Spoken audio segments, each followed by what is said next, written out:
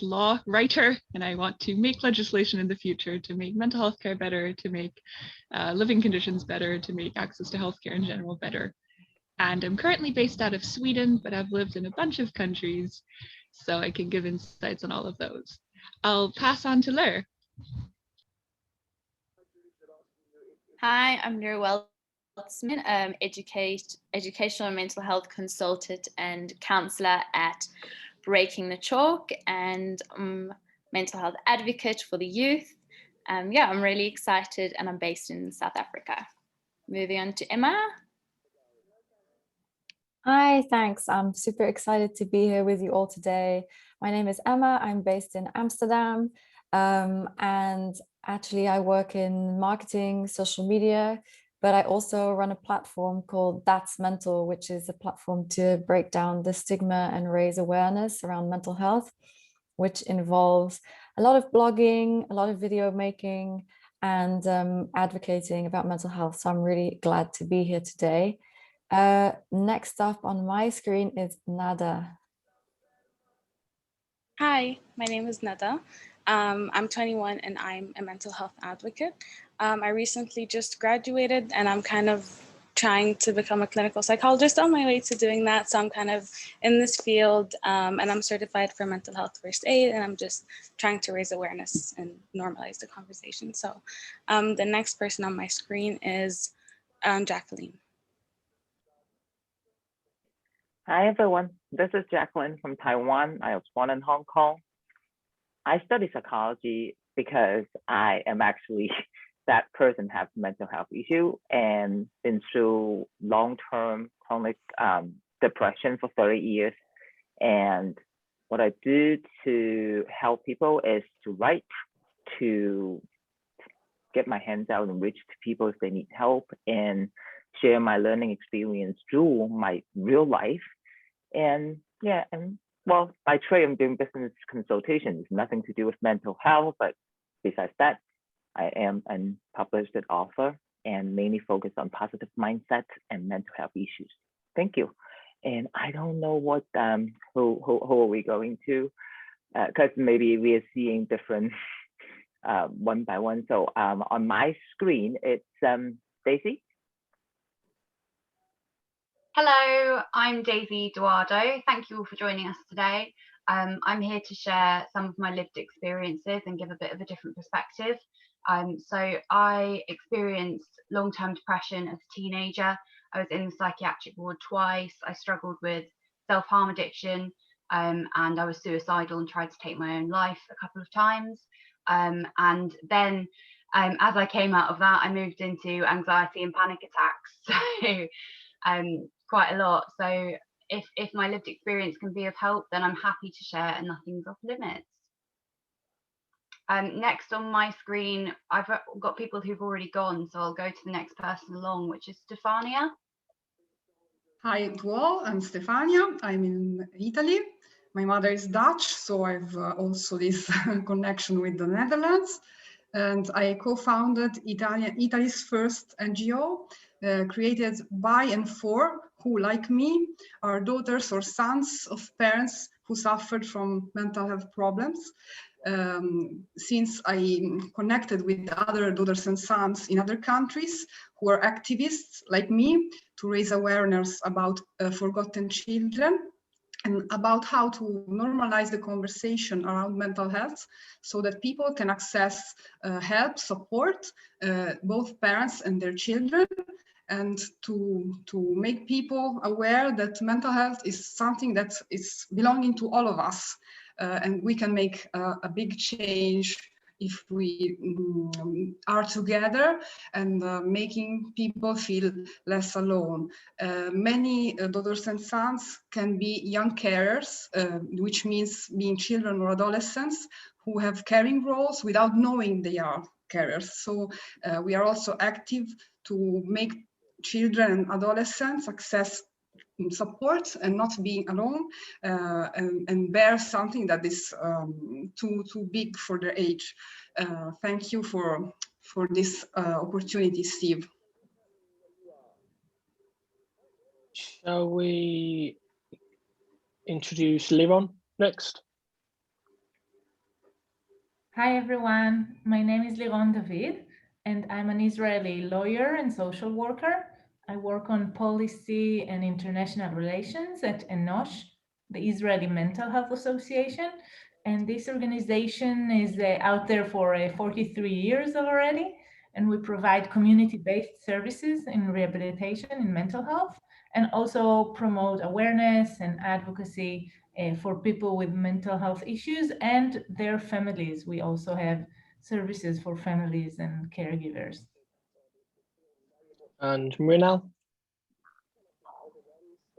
Hi all, this is Mrinal from India. I am an advocate practicing before the Supreme Court in New Delhi. I have been involved in the field of mental health. For a long time now, I have been representing different stakeholders before different forums, legal forums. I also train police officials and judges on the mental health laws in our country and have been actively working with the grassroots campaigns on mental health related awareness programs in India. That's me. Krista, if you can talk. Yes, good morning, everyone. I have lost my voice for the most part, so I'll be quick. My name is Krista Lynn.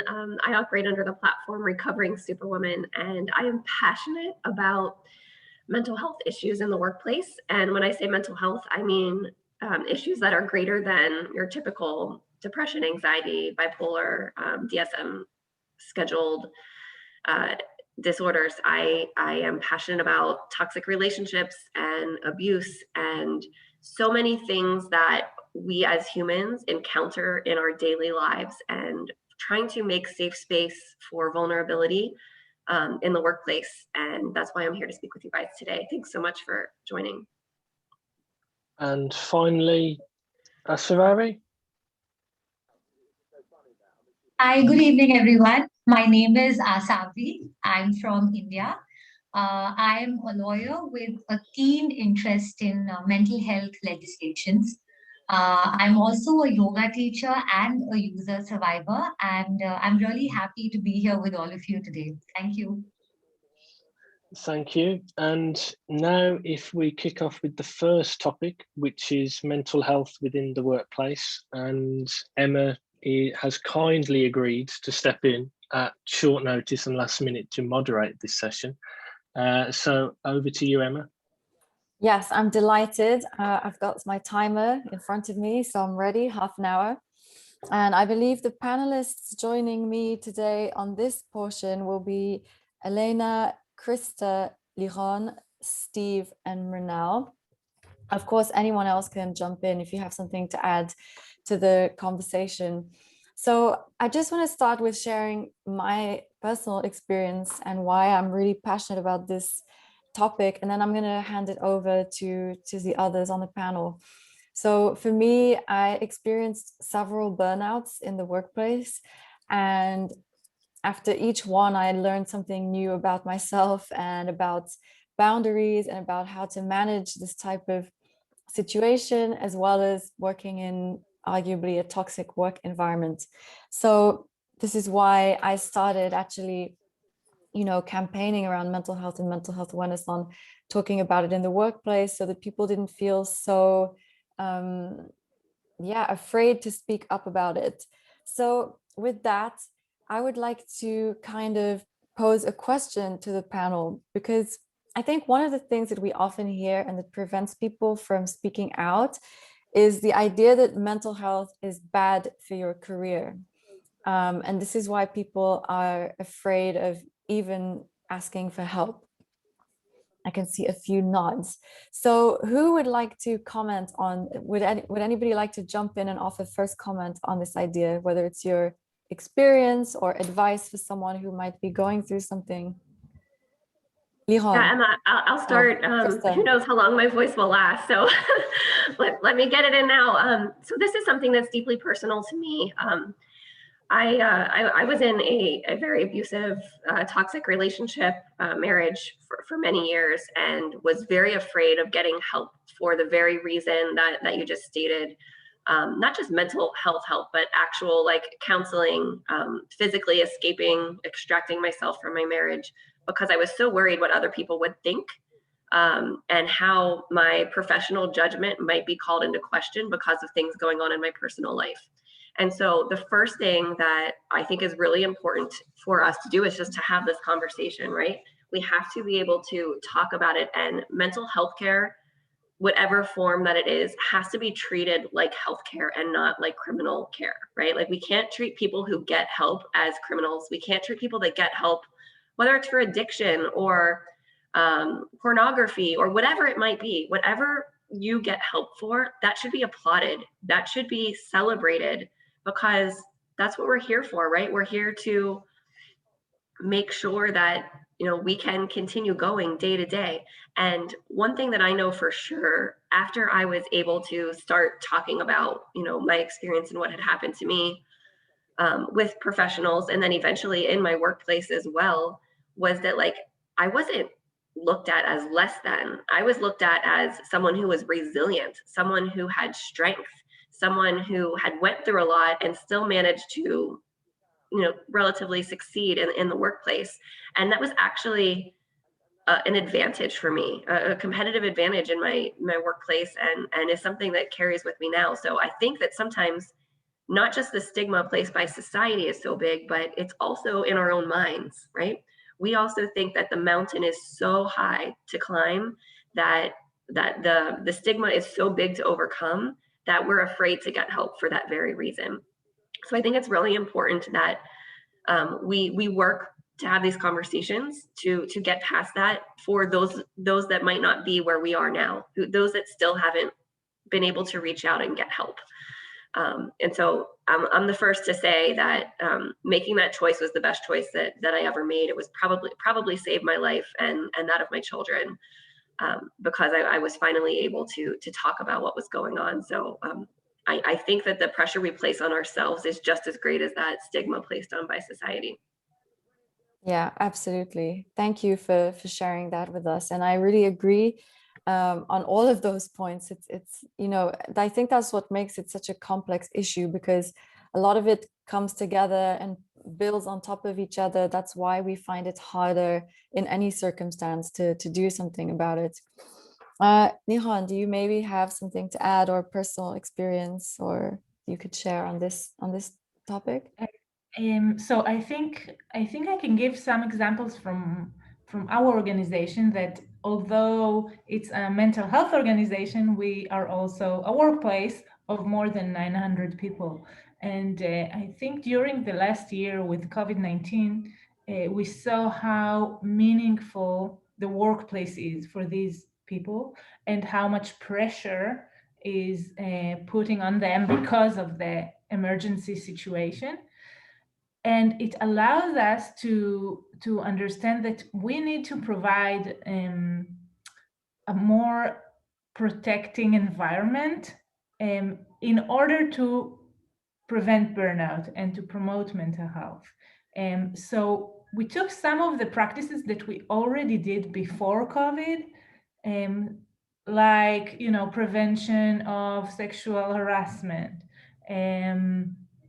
emergency and resiliency programs, all kind of covers on the employees that allow them to manage this time of crisis. And we called it safeguarding. We thought that burnout is one part of it, but maybe if we will look on the on the holistic view, we will see that inside safeguarding, we have so many things that we need to address in order for them to feel protected and to feel belong to the community of the organization. So in the COVID-19, for example, we did some surveys that allowed us to understand how people feel regarding to safeguarding. Are they feel safe? Are they feel that their rights are being addressed, that they are provided with the tools they need? And after this survey, for example, we opened a hotline for our workers so they can call anonymously and get some support, mental health support on the phone. And that was something that we learned from them.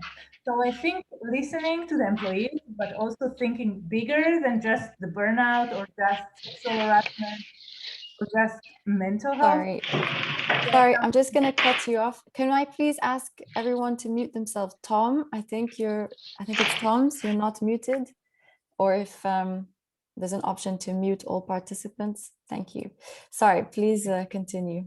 So I will conclude, but I'm just saying that I think we need to look on mental health wider than we usually look, and understand that it's connected to the physical situation of the person that is in our workplaces. And I hope there are some, CEOs or managers here that can relate to this issue and can take some of the insights and implement that, because they and us have a lot of responsibilities for the people that work in our companies, in our organizations. Thank you. Yes, thank you. No, I absolutely agree. I think it's such a complex topic, there's a lot more than that. Alena, you mentioned when we were kind of preparing for this session, something about being disconnected from our identity. I was wondering if you could build on that, because I think this is also a contributing factor. And I think what Liron said about the safe environment and a meaningful workplace is great, but I don't know if everybody is quite there yet. And I feel that has an impact on how they feel in the workplace. That is so accurate, and I will build on it. As the sun shines on my face, it's finally coming out, thank goodness. Liron pointed out a really important thing, which is that work gives people identity. We spend, I don't know what, like a third of our entire life working. So that's a major thing that gives us a sense of meaning, purpose, or ideally should give us a sense of meaning and purpose. And it's natural for humans to produce things and build things. That's literally what defines humans as a, species, is that we are able to construct and put things together. And therefore, how we work isn't just like a sense of identity, it's how we live our humanness. It's that fundamental. And a lot of the work that we do nowadays, we have the privilege, a lot of us here speaking today, that a lot of us have built up an NGO, or we're lawyers, or we have some kind of really important work that comes from our own passions, where we're like, I suffered from mental health earlier and now I'm working to make that better. And that can often be very therapeutic. But there's a bunch of people, probably the majority of the world population, who work in, I don't know, supermarkets, stocking up kind of shelves the entire day. Or even if you're a graphic designer, you make graphics, but ultimately it's about producing things for other people, and then they define whether they like it or not. You're not making it for yourself. And as such, we're kind of alienated from our work. Not us here in the room, but still the majority of the world's population do stuff which isn't even their passion and isn't even for them. And this is where the whole point of mental health comes in, right? Mental health is so intricately linked to a sense of autonomy, to a sense of meaning, to a sense of purpose. And that's often not guaranteed, not just because the working environment is not enabling or not encouraging, just because the entire economic system isn't enabling and encouraging. So doing little changes left and right and making the workplace nicer and kind of challenging the stigma is helpful, but it will never overcome that massive problem of the, just to put in some keywords, capitalist neoliberal economic system. And I had to do that. I think this is one of your favorite terms, right? It is. It seriously is. Because the rewards that we get, to put in some psychology terms now, we can either have intrinsic rewards and work for intrinsic rewards, do something because we want to do it, or we can work for or do things for extrinsic rewards. And most of the workplace is for extrinsic rewards. Similarly, that affects where we think that our locus of control is coming from. If I think I have control over my life, that will be great for my mental health. if I think other people have control over my life, like I'm applying for a job and I'll just take the next best thing because I literally do not have control over where the hell I'm going to end up and get a job. That's an external locus of control, and that is horrible for mental health. I'll wrap it up here, having dropped those fancy terms, and hope that this will kind of have taken that zoom out from the very valid stories that will be shared by the others or have been shared about how this plays out in practice. Thank you. Thanks. I can see someone, Gonzalo, did you want to make a comment or was that a mistake? Not sure. I can see, so I wanted to build on that. There's so much to say, really like to unpack. It's obviously much more than we can fit into half an hour, but I have sort of two follow-ups to that. I think one is, you know, what could be the causes of burnout? So the way I see it, when it comes to mental health in the workplace, I like to divide it between problems caused by the workplace to simplify, and then ones that you bring with you. So pre-existing conditions or things happening in your personal life, etc. So there's two builds I can sort of see to what Alena was saying, which was the causes of work-induced mental health issues. What are they?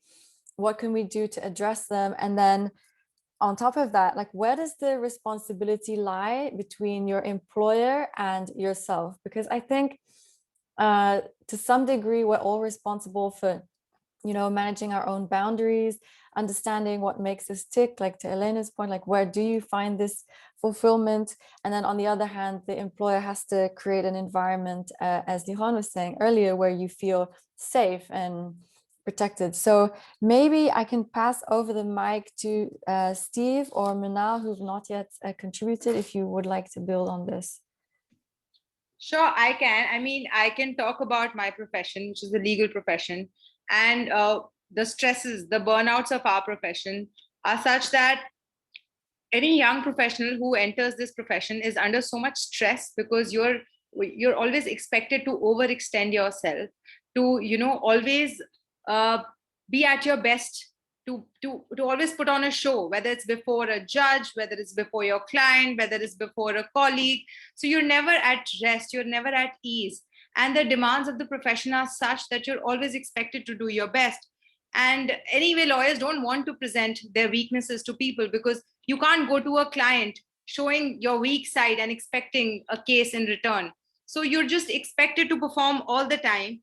And which is the reason why there is so much stigma in this profession, because if you talk about your mental health, then you're perceived as somebody who's weak, who might not be fit to represent someone before a judge.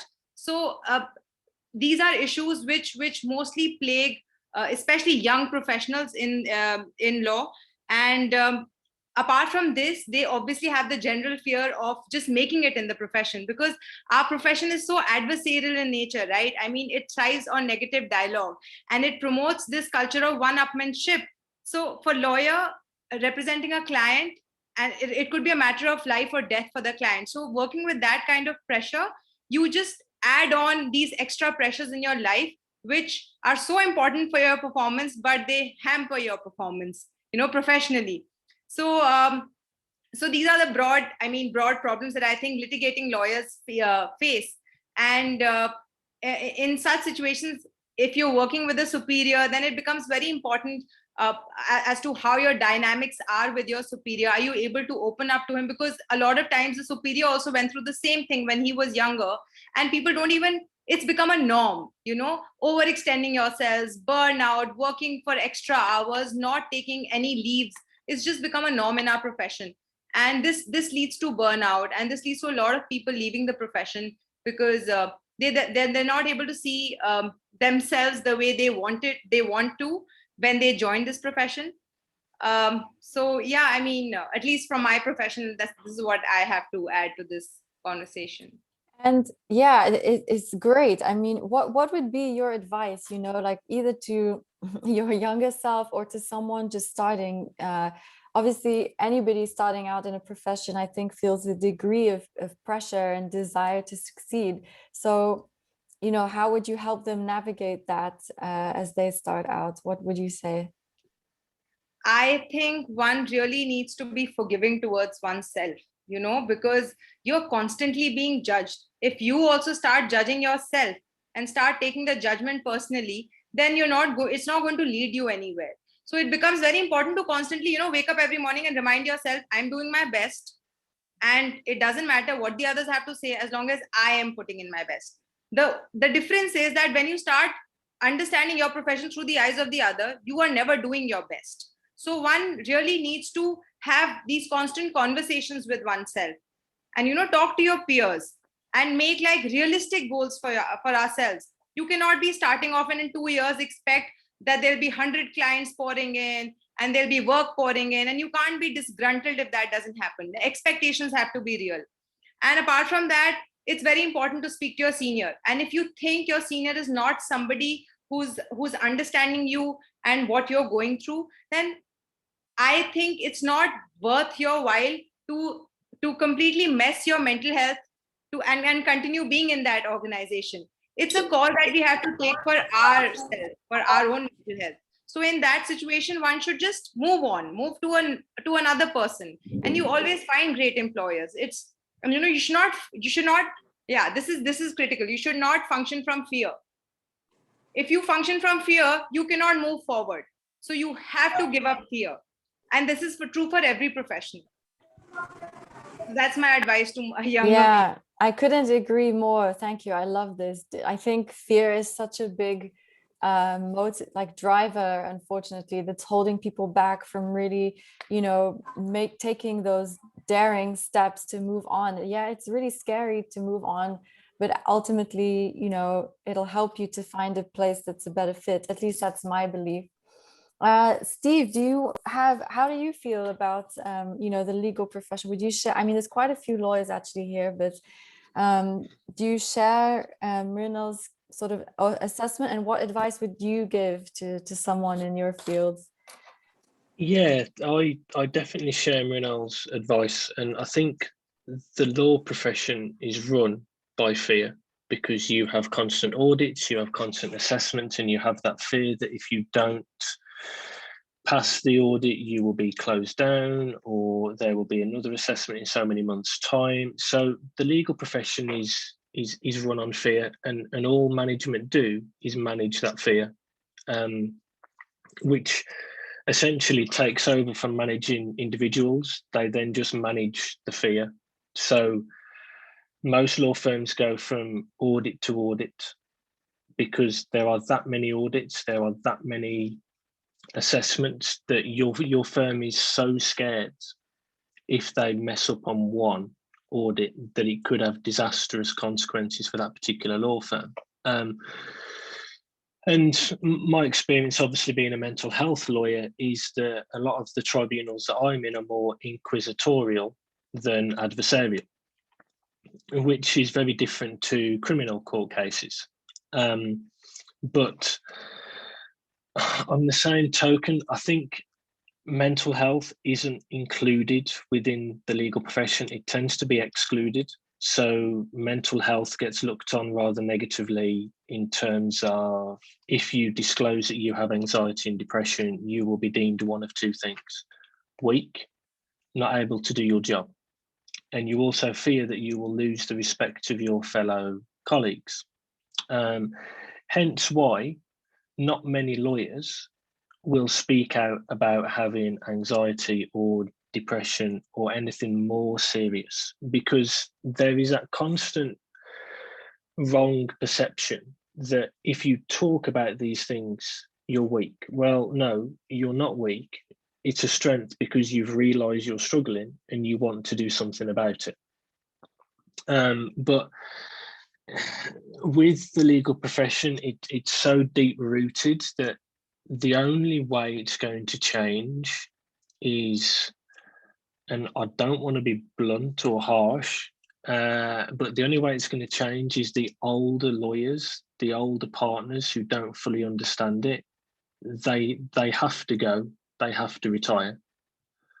And then the younger ones that are coming through, they're the ones who are going to be more aware, and they're going to work through the pay scales. I don't want to go as far to say as they need to die, because that's harsh. They just need to retire, because then the younger legal professionals, when they get to become an associate, a senior associate, a partner, they will have more understanding of mental health within the workplace, because so many companies, and it's not rocket science, do not understand that if you invest in an individual's mental health, you will improve productivity in your employees, which will therefore improve and increase profits of a company. So it's in the company's best interest to make sure that their employees are happy and are mentally healthy, because then they benefit as a result. But I mean, to me, that's just common sense. I mean, it's not rocket science, but so many companies seem to have neglected mental health until COVID, and COVID has all of a sudden opened their eyes to a problem that has been existing for years, but they've only just come to terms with how serious this is, that we need to look after people's mental health within the workplace. And that doesn't just apply to the legal profession, that applies to everyone, accountants, estate agents, every kind of profession. You need to look after their mental health, because if you do, they will then be more productive as a result. I'll jump in here and kind of zoom out and say it's even a bigger issue why companies theoretically have a best interest in investing in mental health. Just, I recall taking like a psychology 101 course, and I was very young and didn't understand how anything worked. And I was asking then my professor, hey, why is it that there are so many people in lower socioeconomic groups of society, kind of in the working class, who have mental health issues, which are really horrible, and those who are rather financially well off, not just do they have the financial resources to afford therapy, but they also just have less worse mental health issues. It's just not a thing. How is it that income is so linked to mental health issues? And my professor was like, oh, Alena, that has to do with downward mobility. You know, if you're not performing well at a job, you're going to lose your job and get kicked out and slowly spiral to the bottom. And since mental illness is both caused by environmental factors as well as biological predisposition, there is a biological inheritance factor. Plus, then, in just as I said before, with working class jobs being rather unfulfilling, having an external locus of control, extrinsic rewards, et cetera, that lower socioeconomic strata is horrible for mental health and will produce more mental illness than, you know, if you have a chill life and you can just sit outside on your balcony and have a Zoom call like me. And hence, giving that mental health protection and that care will make the entirety of society more productive, more profitable, if you put it in those words. And therefore it should be something that is considered at a massive policy level, this combating downward mobility through small scale workplace interventions. Plus, it's the right thing to do, right? Like, I mean, that's where I really come in. It's like, this is what we should be doing. It's so obvious to me. And Alena, your passion is just radiating, and I just love hearing you speak. So thank you for everything that you bring to this conversation. I think, but gosh, go ahead. No, go. No, I was just going to add that, I was very fortunate to work for an employer during the time of my mental health crises that was very supportive. I didn't know that at the time, or I didn't know that going into it, but I did discover that, and it was really life-changing to me in a positive way. It's just the right thing to do. It's just what's right. So we have 4 minutes left on this subject, and I think there's also a Q&A to come. So I just wanted to sum up a few things that were said. I think, you know, this idea of fear and the stigma and this perception of being weak, I don't think it's limited to the legal profession. Of course, there are some industries where it's worse than others. And I remember listening to a chef give a talk here in Amsterdam, and I was absolutely blown away by his description of how kitchens are run by fear and terror, and what an awful experience he had. But I think, yeah, unfortunately, yeah, I associate this with a toxic work environment when people do that. Luckily, you know, people's eyes are being opened, more workplaces are changing, and hopefully we can work towards achieving a greater balance and kind of, you know, out with the old and in with the new, as Steve was saying, where we get rid of this mindset. And on this perceived weakness of talking about your mental health, I think all of us panelists across the panels can testify that in the beginning, it is a scary thing to do, to speak up, but actually the more you do it, yes, the more you realize that people really look up to you or appreciate you for that, and see strength in what you might see as weakness. So I would encourage anybody who's not a panelist today and maybe wondering, you know, if it's okay, that yes, it is. Of course, make sure you find the right people who will be supportive of that. But definitely it's possible. So I was wondering, how am I going to close off this amazing topic?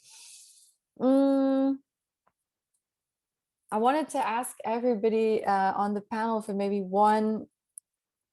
Yeah, okay. What one thing, just one, would you change in the workplace to help improve mental health? Alena, you look so ready to answer this, so go. Yeah, I would go for a 4. Oh, no, those are 2 things. No. Okay, first, one thing would be to introduce a universal basic income, because that will create the opportunity for people to have the security that they can work for intrinsic rewards rather than extrinsic rewards, and feel like they have an internal locus of control. Great, thank you. Okay, Steve, what about you? I would say change HR policy. Oh, is that? Oh, Steve, no, go ahead. Go. No, go. Sensitize HR towards, having, towards hiring, towards changing their hiring policy. So because I was doing this I'll just take a minute longer because it's very interesting and I wanted to point it out earlier.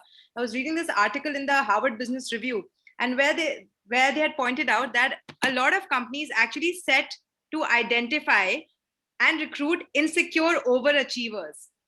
So, and the reason that they gave is that if you hire an insecure overachiever, he is always going to give in his 200% to his job and try to make the employer happy, because that's what drives him. I've read this. Yeah, but the problem with insecure overachievers is it works out in the short term, but on a longer term, it leads to burnout. And it mostly leads to anxiety and depression in those people. It's work-induced mental illness for those people. So HR needs to change its policies of hiring. They have to think about the bigger, like the larger perspective, instead of just economic gains for themselves. So yeah, that's from me. Thanks. Steve, what's yours? Well, I definitely must have been one of those insecure overachievers in my early years as a lawyer, because I just worked stupid hours to impress them to get what I wanted. So Mrinal's pretty much assessed that brilliantly. I mean, my hope is that mental health is more included within workplaces rather than excluded. That would be my ultimate hope. In terms of advice how to manage your mental health, well, at the moment, obviously, a lot of people are working from home. My advice would be to take breaks, go for a walk, get fresh air, because that re-stimulates you, reinvigorates you, and then you feel fresh to take on the rest of the day. Great, thanks. I think Liron, yep. Yeah, I think that we need to normalize the discourse on mental health and create environment for employers to just ask their employees, are you okay? How are you? And listen. like to stop for a minute and listen to their response, because it can tell us a lot. And we in the busy work life that we have, we don't always ask, how are you? So that's one thing that I think is a very crucial. Thank you. And Krista, if you still have your voice, or otherwise you can drop it in the chat, what would be your one?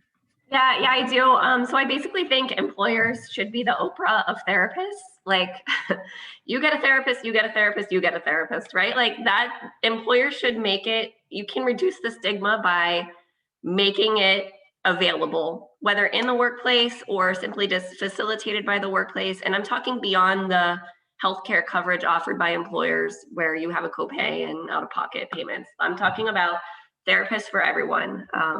And making that a normal thing, talking about, the leaders in an organization, sharing their experiences with getting help, so that people who are alone, who are struggling, find that it is acceptable and encouraged to do so.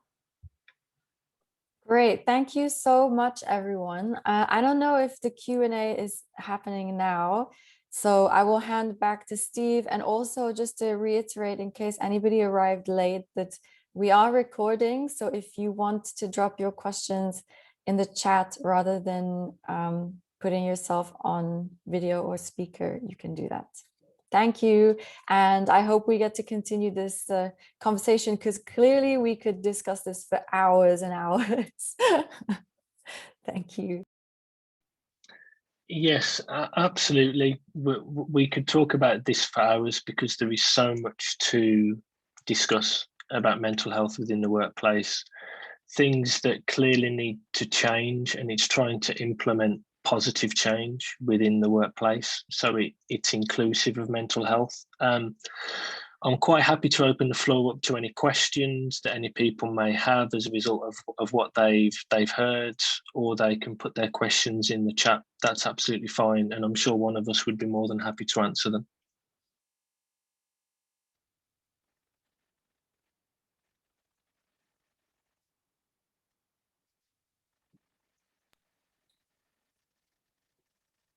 Yeah, or use the raise hand function for questions. Quite right, Emma. Quite right. A bunch of shy so far participants. I know. That's all right. That's all right. Yeah, they've got plenty of time to think about it. And then if we move over to our next topic, which is mental health and youth, and the moderator for this is Liron. So over to you. Hi, I'm Weltsman. I'm really excited for this panel, very needed, and I'm very passionate about it. So yeah, hope to get started. So there's 6 other panelists with me: Aasaavari, Daisy, Jacqueline, Nada, Stefania, and Steve. Just a warning, there are going to be lived experiences. So if anyone has any trigger warnings, or just putting it out there, and we're recording. So we're just the point of this is just to share more awareness about youth mental health and the dangers that if we don't take it seriously, what are the impacts and consequences for it, and just breaking the stigma around it and how we can better improve youth mental health and support. So we're gonna start off with how youth mental health can sometimes be just seen as a stage, or kind of it's just teen behavior, whereas if we don't take it seriously, what are the consequences for it? And then we can kind of bring in lived experiences, which I think will help to show when, if we suffer from the youth, what happened and how we got support for it. I'll just start off that I struggle with my mental health quite a bit, and it started when I was 14, and I really there was no awareness for it. I didn't understand what was going on, neither did my family, and luckily my family was very supportive, but my school kind of just took it as, oh, it's just, school stress and everything, kind of just make a timetable and move on. So if anyone the panel wants to start off with carrying it on.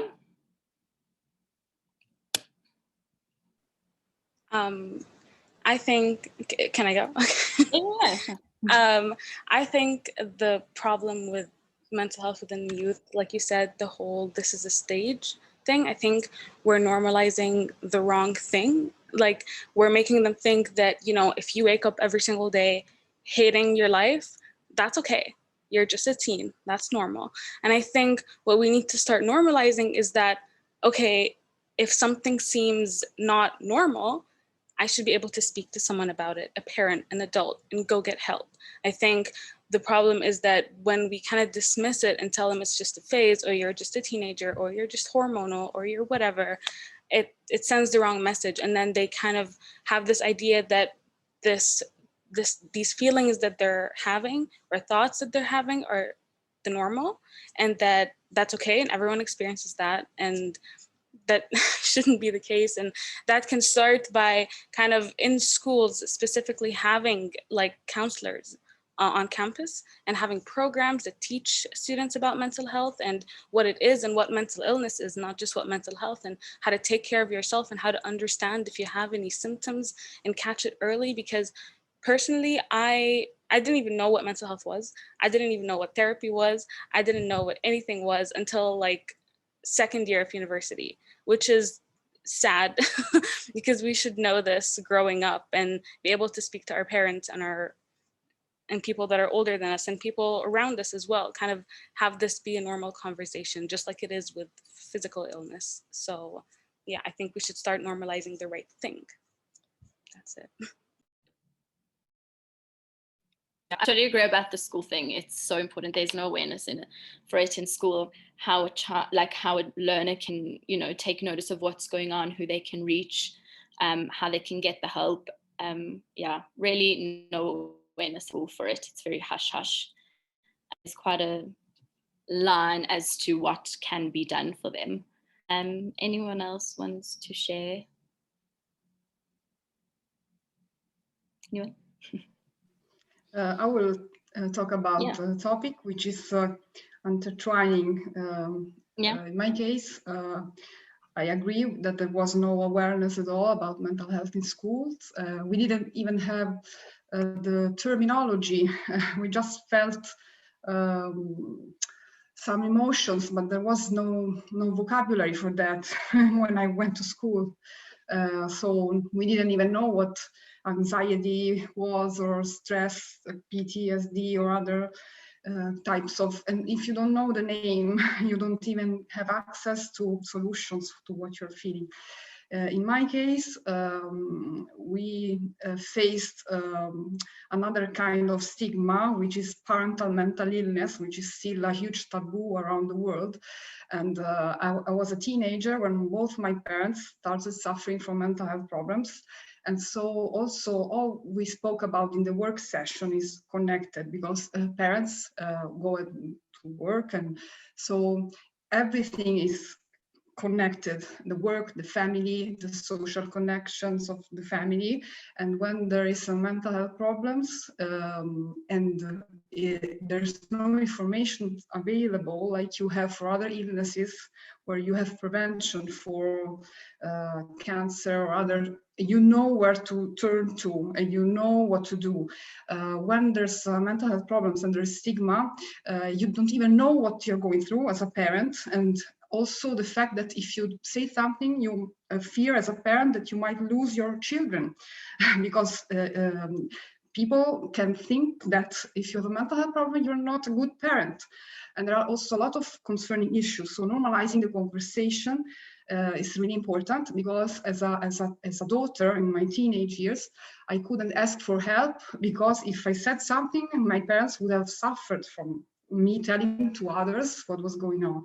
And there are some illnesses when you are not aware, let's say if you have a psychosis or a manic episode and you are not aware, there are parents that might suffer and not ask for help or refusing help.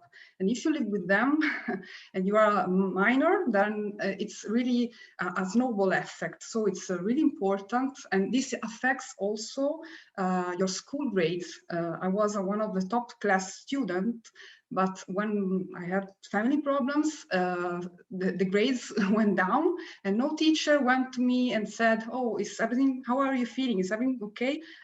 And I couldn't say what was happening home because I couldn't say, "Oh, my parent has this and that." And it's really something that is really affects every single part of the family, but also the community. So the colleagues in the workplace of my parent, and also the rest of the family who weren't aware of what happens if you have a mental health problem. And instead, when one of my parents had a cancer problem, then they were more empathetic. So that makes me make the connection that why is that? I got empathy when my parents had a cancer problem and not when they had a mental health problem. And I understood that the fact that it's a cultural problem also, that we don't have the same consideration of human fragility. So I also have issues when I advocate for daughters and sons, because people might fear that if we tell about our experiences, daughters and sons, we might make parents feel bad. But actually, if you do it in a non-stigmatizing way, you have both. And also you have the rest of the population. Everyone is a daughter or a son. Not everyone becomes a parent, and also the fragility is not something that belongs only to people who have a diagnosis. It's something that is human. And so, and in the workplaces, fragility and strengths are interconnected and are something that makes us perform better. And in school, youth who live this kind of problems, if they don't access help early, it becomes a transgenerational problem. So sometimes they say that it's something that's genetic, but it's not that. It's if you have prevention and information and support in time, then it's resilience that is inherited. And so this is a message that I got from American Daughters and Sons activists, and says, proud daughter, resilience is inherited. And this is something that, a message that I would like to give, because we need more awareness in schools about mental health for everyone. Otherwise, we create a kind of separation between those who are ill, those who are not. And it's not like that.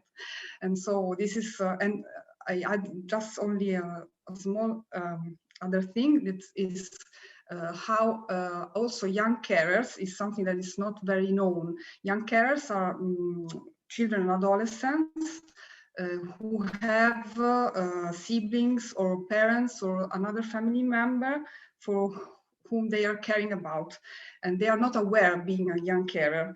And this brings also extra stress, and this also might lead to have poorer mental health and less availability to fulfill their potential. So I will leave you a link to a conference, an international conference, where you can access a lot of interesting research and policies about this topic to bring to your countries and help more youth. Thank you. Aasaavari, you raised your hand. Thank you. Do you want to Yeah. go? Thanks. So there's a lot that Stefania brought up that I would like to take forward. Firstly, the very line that it's just a phase, it will pass, actually ends up creating a barrier for the youth population or the adolescents in seeking mental health care services in the first place. There's a lot of research which is out in the open, which talks about how mental illnesses start to develop as early as 14 years of age.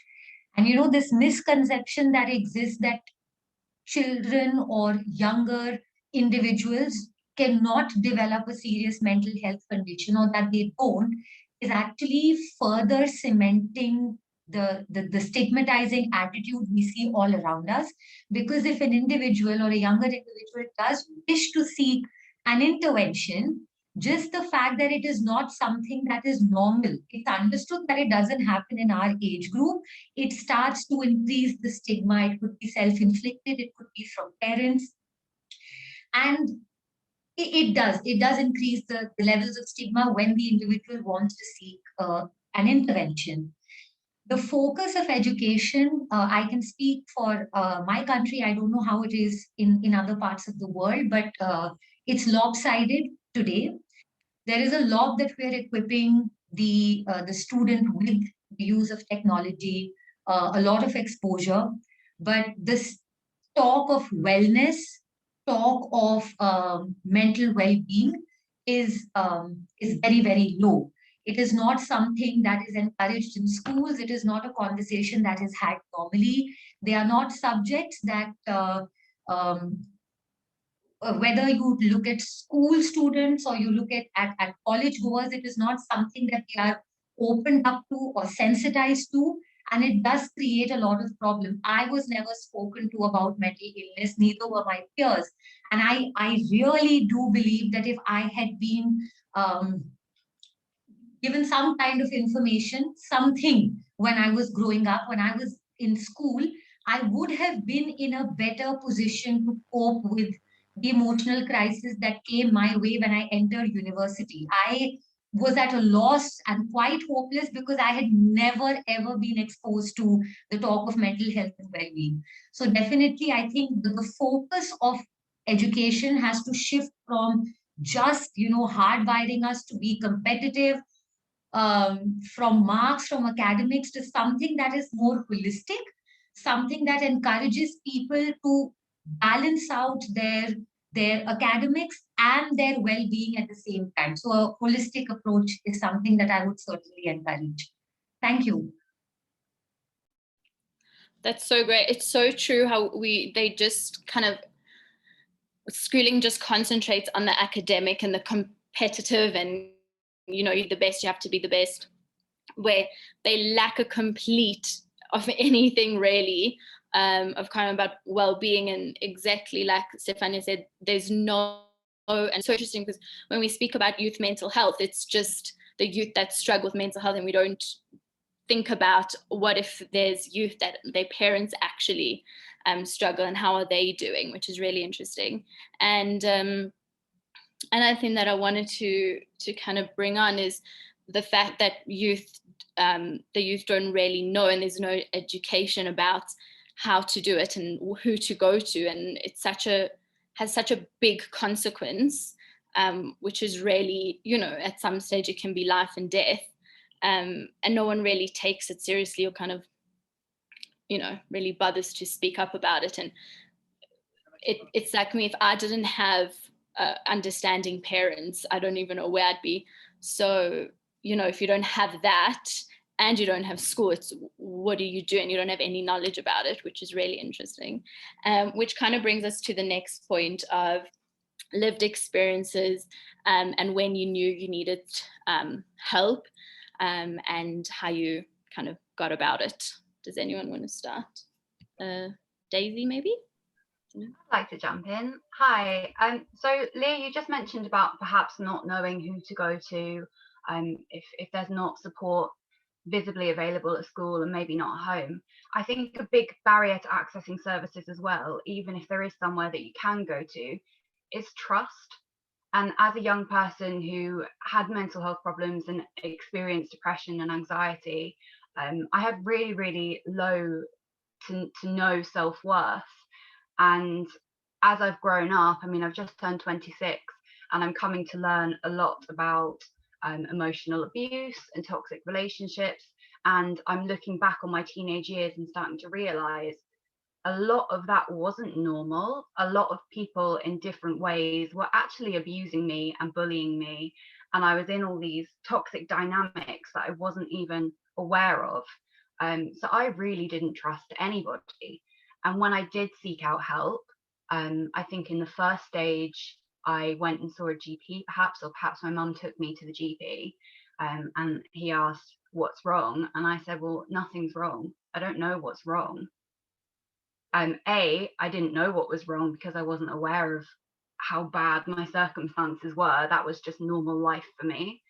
And B, even if I did have things that I wanted to say, I wasn't just about to tell anybody. And it can be really, really hard to get through to people, especially to young people, because there's that lack of trust. And I think when you have services available, to bring it into my marketing background, I think it's more than just having a sign up saying you can contact us. There has to be this kind of brand awareness, that you can actually trust the services that you're accessing. When I started counselling as a teenager, I knew that they were typing up my notes and sending copies of that to my mum. So I wasn't just going to tell them what was going on. And I'm not sure if that's standard practice or not, but that was what was happening for me. So it's not only having the services on offer, it's building that relationship of trust and having young people know that they can trust that these are going to be confidential services and they're actually going to be helped instead of hindered. And if I can add one more thing onto the end of this, I'd like to drop in the words trauma-informed mental health, which is a concept that I'm just discovering. As a teenager with low self-worth, it was quite damaging to be labelled with a chemical imbalance and told that there was something wrong with my brain and my body and that I was broken. That didn't help me at all. And if the services had been more aware of my circumstances, I think they would have seen that my the things that I was struggling with mentally, they were natural trauma responses. My brain wasn't broken. I think if I don't want to be insensitive, so I'm going to try and say it in the right way. But if we have like an anxious dog, or a dog is behaving in a way that's detrimental to itself or it's antisocial, we tend to look at what the owner's doing and what are the circumstances. But for some reason, we don't translate that the same into children or people. And we say, oh, there's something wrong with you, we'll give you a label and some medication. And I think if we just had a bit more, if we just keep it humanized and just see everybody as an individual human and look at their wider life circumstances, I think a bit of empathy, and it really goes a long way. I totally agree. I think it's also with the whole trust aspect. It's if you do, get the help and that trust is broken and you don't have that, it is just ruins everything. And eventually, like at some point, you just, I don't want help, I don't want anything. You kind of just deal with it yourself, which also can be unhelpful. And then people were mentioning on the chat over labeling or underestimating. And I think in youth, it's kind of just, I find in my work that I work with children, it's just, they just give labels and medication and just throw it at them. And they're like, okay, you're anxious, take this, go to a psychiatrist, have an assessment. And it's like learning techniques other than just labeling or even them being, I think in the media a lot, they kind of just say, oh, I'm anxious, I have anxiety. And then everyone's like, oh yeah, I'm also anxious. And also that kind of using the mental health language really like wrong. And then everyone's just like, yeah, I'm anxious, and it completely gets misunderstood. Whereas there's a big difference between, I don't know, being nervous and anxious. And in terms of the trauma care, it's a really great point. It's really important. I just want to see how long we have. Okay, we have like 7 minutes. Just to end off is how we can, what do you think, lived experience or not, how we can create better support systems for the youth, or for youth that are starting to speak out? How can we almost better support them, and what is the impact for that, if there are positive or negative effects to it? Does anyone want to go? Start off. Yeah, Aasaavari. Yeah. You should go first. Oh, sorry. Okay.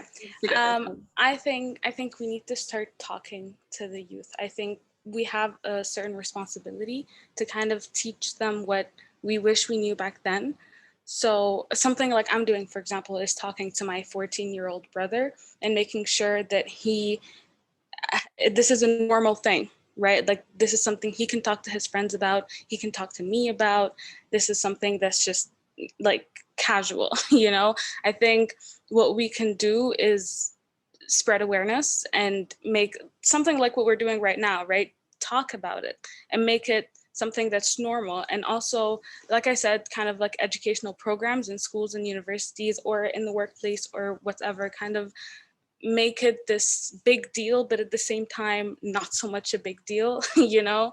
Like you struggle, that's okay, you can talk to someone. So I think kind of reaching out to people and explaining what mental illness is, what mental health is, and kind of, you know, because I think a lot of the time with youth, it's kind of become trendy, you know, to kind of have anxiety or to have depression, it's so romanticized that they don't even think that this is a big deal. Like, oh my God, I have anxiety too, done, that's it, we're all cool now, you know? And I think we need to start explaining that, no, that's not a trendy thing, that's not cool. Like, you need to get help, you need to understand what this is, here are some resources, you know? So I think just expanding on that and explaining to them what this is and what they need to do, and where they can go to for help, because a lot of the times they don't know where they can go and what they can do and what this means. So yeah. Thank you. Savari, you wanted to go first, and then Jacqueline and Steve. Thank you.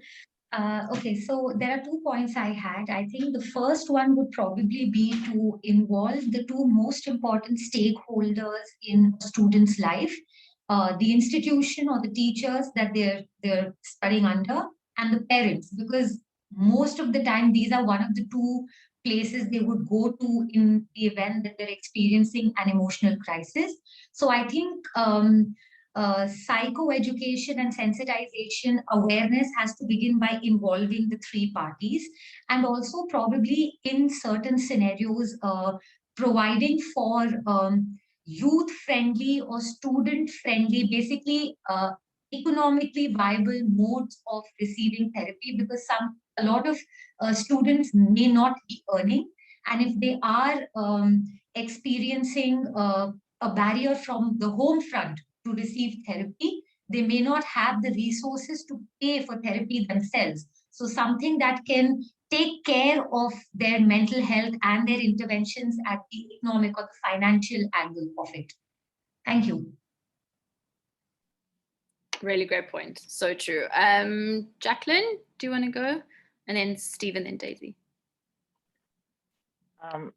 I just want to point out that everything that everybody shared, there is a couple messages there that we want to address. First of all, the youth, at a point, I would say that they're in the developmental stage that they're trying to find themselves. So do not expect them to know that they know how to tell you how they feel. Mental health are mostly self-reported. So that could be a problem, is whether they actually have the problem or they actually don't. Because like I just said, it's underestimate the issue or overly labeling themselves for having an issue, both are harmful. So, and a lot of times because they don't know where to go, it's just like Daisy mentioned, when I was a teen, I went to the school district social worker. I knew that everything that I told her is going to be to my teacher and basically going back to my parents. Do I feel that I want to share that? Not so. Honestly, as a teenager, no, absolutely not. I was just like, okay, so my teacher said I have to see you, okay? So it sounds like it's part of the school work that you have to do. So and then you just sit over there and pretend that you're fine. And the significant impact about that, when I was diagnosed, it's the first time in my life at 18, in my first psychotherapy section, I did the same to my own psychotherapist. And her conclusion is, Jack, if you don't help yourself, I cannot help you. You can continue lying to me, but I would not be able to help you. That's exactly what I got. So I would say that every part of it is important. I know that we may not, or some of you may have a better or easier way to access to the education system. I think every single year, partially of psychology should be taught in the school class.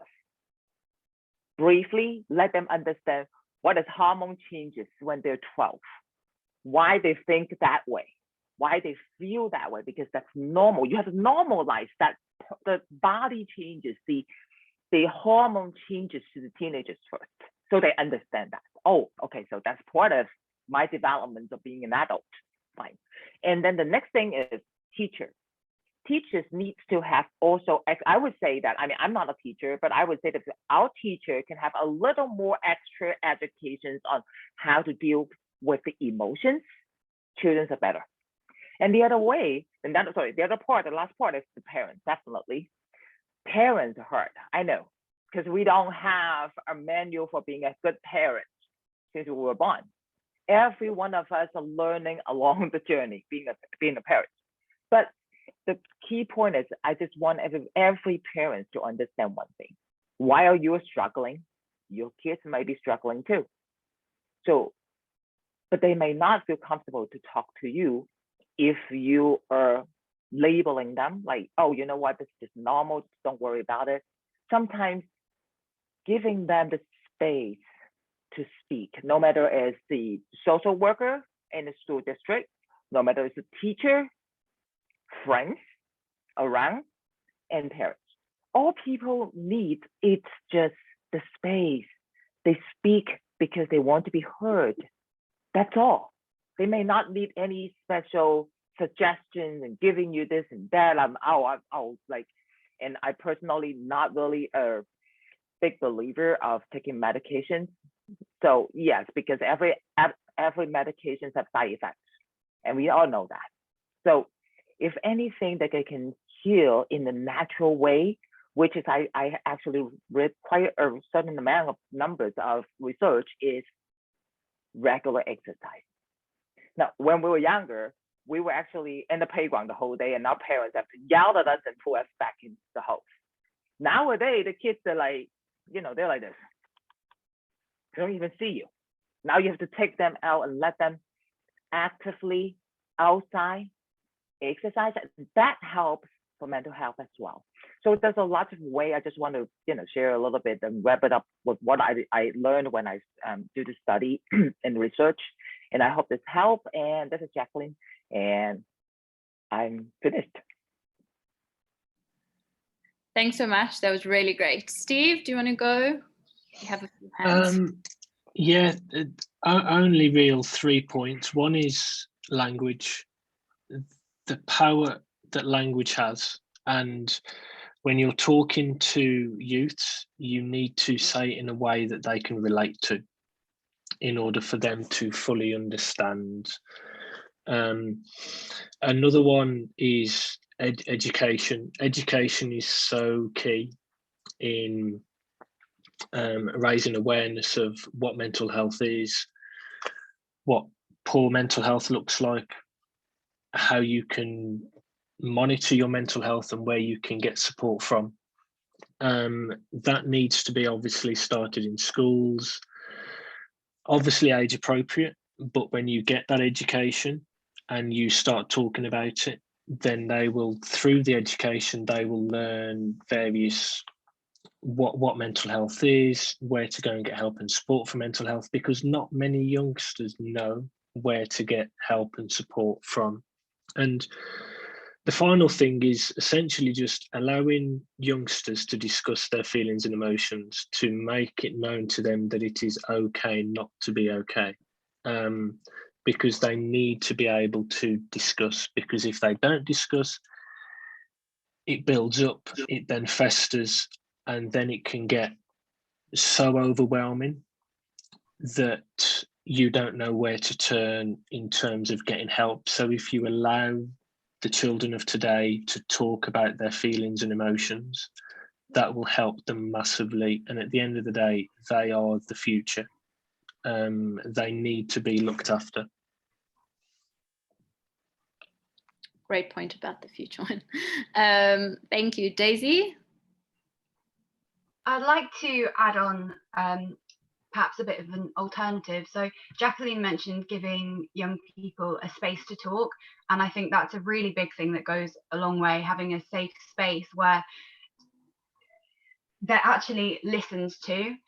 And I just want to drop in that the things that young people are dealing with today, so I'm 26 and I don't know what it's like to be a teenager today because the technology is evolving so quickly. There's so many different types of dating apps. There's so many issues around pornography, relationships, change in general. Our brains have not evolved to deal with A, this level of technology, and B, this level of change.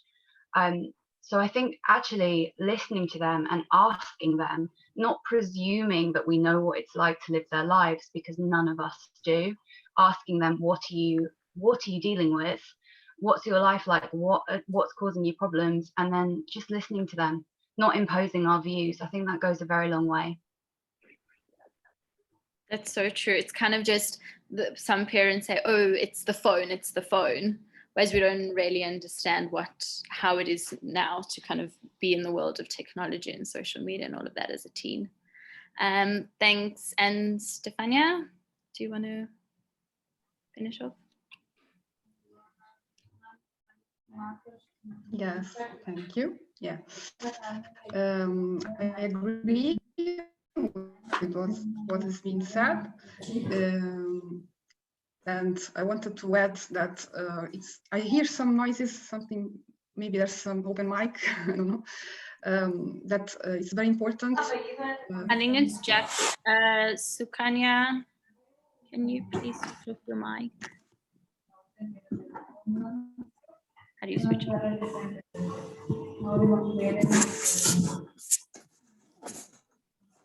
Can we switch it off? I think Steve, you can mute. Oh, there. Okay, muted. Okay. Yeah. You can carry on. It's very important to offer a support which is tailored to the person. Do not assume, always ask, and also offer possibilities of different kinds of communication, because not everybody feels comfortable with talking. So explore also writing for a mean to express how someone feels, or art therapy or other kinds of way of express oneself, because not everybody's likes talking. So for youth, it's important to give many tools to express and explore the emotions. Also to keep in mind that every situation is unique, so not generalize. And parents do not have to be judged or stigmatized, but at the same time, considering that not every children or adolescent can have a situation in which he or she can rely on the parents, because the parents might be struggling too. So this is very important, especially when you have parents with a phase of delusional episodes, or they might be in danger. And this is not stigmatizing parents, but it's offering these children and adolescents a place where their privacy and confidentiality is respected. Because in sometimes, if you talk about what happens home and your parent is not well in that moment, and you talk to a teacher who is not respecting your privacy or confidentiality, and tells your parent that you said something about this, it's dangerous because you live with them.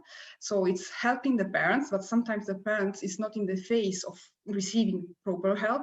But we need to offer this youth a safe place where they can have a trusted adult who is prepared and has a comprehension of what does it mean to be a daughter or a son, but without the prejudice of, okay, he's a daughter or son of parents with mental health problems, so he or she will be inheriting the mental health problems. No, it's not like that. It's the trauma. So I like what Daisy said about the trauma. It's the circumstances. I had some problems that were a natural reaction to the stressful circumstances I was living in.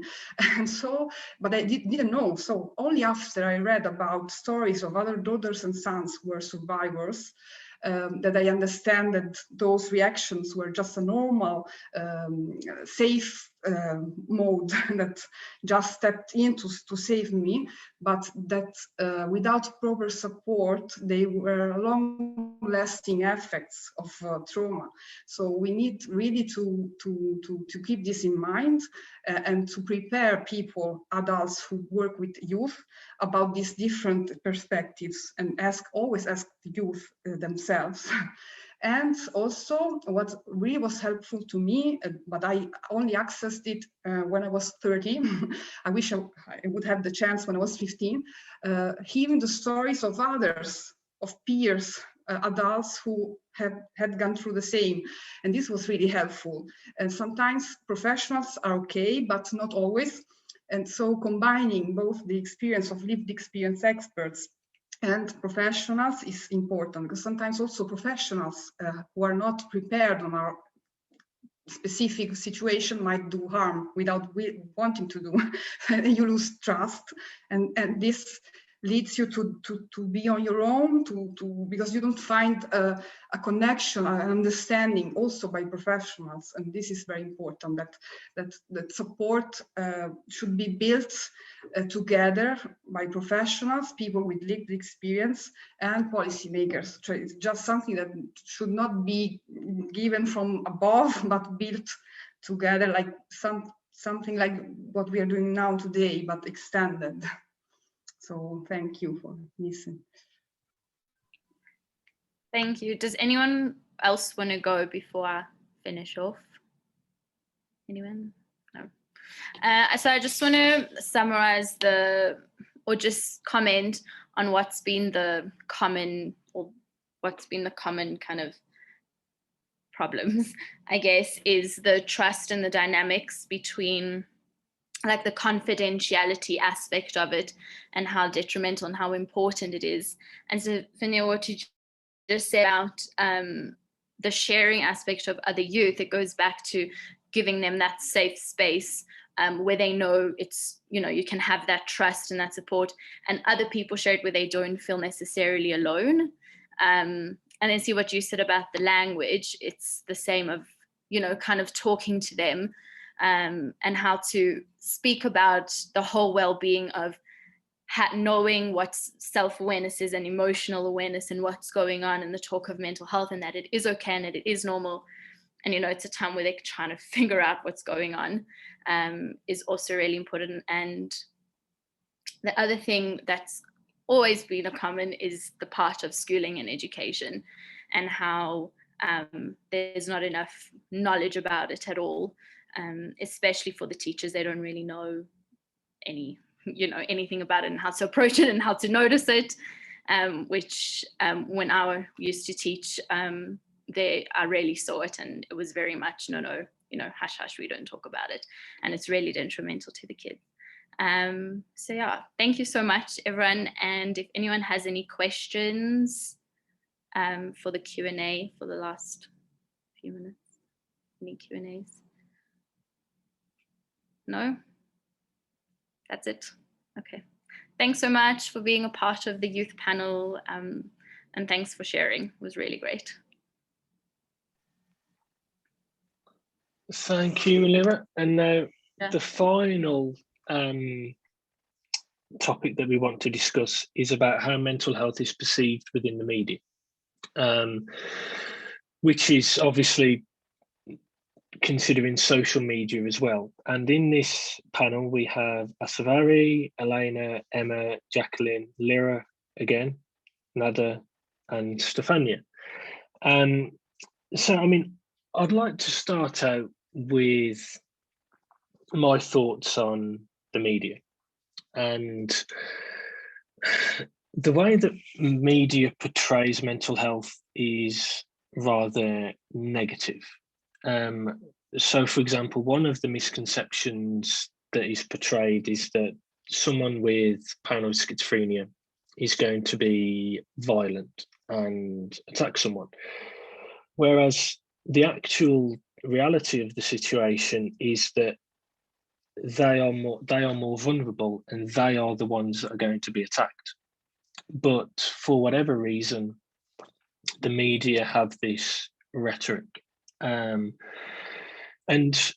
as I had a conversation with a fellow in London a few weeks ago for my podcast, he quite accurately described newspapers.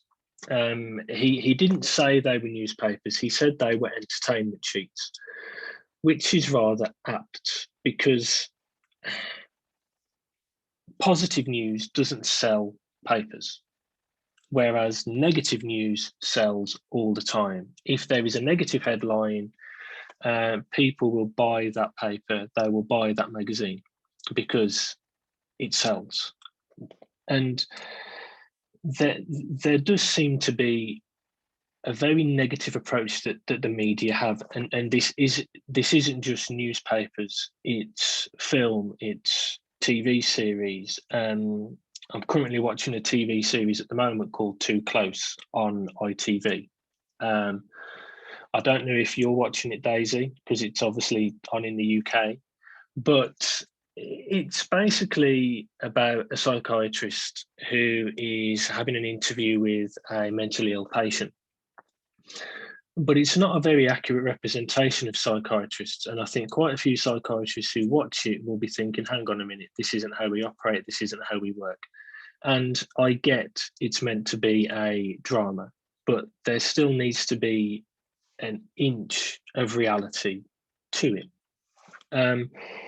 So I'd obviously like to open up the discussion to the other panel members about what their views are on how mental health is perceived within the media.